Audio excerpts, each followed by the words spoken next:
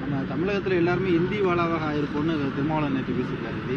அதெல்லாம் சும்மா தேவைக்கேற்ப எங்க அண்ணன் மாற்றி பேசிட்டு இருக்காப்ல. இந்தி எப்படி நாங்கள் இந்தியா எப்படி மாறி இருக்கோம்? எப்படி மாறி இருக்கோம் சொல்லுங்க. எல்லா பள்ளிக்கூடங்களிலும் இந்திய கற்பிக்க அனுமதிச்சது இந்த திராவிட இயக்கங்கள்.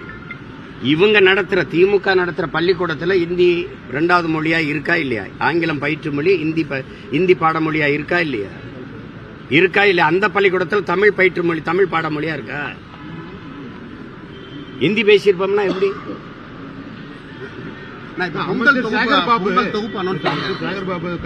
டிஸ்ட்ரிக்ட் போகும்போது கோயில் தேர் நிகழ்ச்சி கலந்தது போது அங்க பக்தர்கள் மக்களையும் தகாத வார்த்தையில திட்டி இருக்காரு. உரிமையில அது தெரியல. அது தவிர அந்த மாதிரி ஒரு பொறுப்புள்ள அமைச்சர் அப்படி கோவப்பட வேண்டியதில்லை. பொதுவாக மக்களை அது பக்தர்கள் அப்படி பேசிட வேண்டியதில்லை.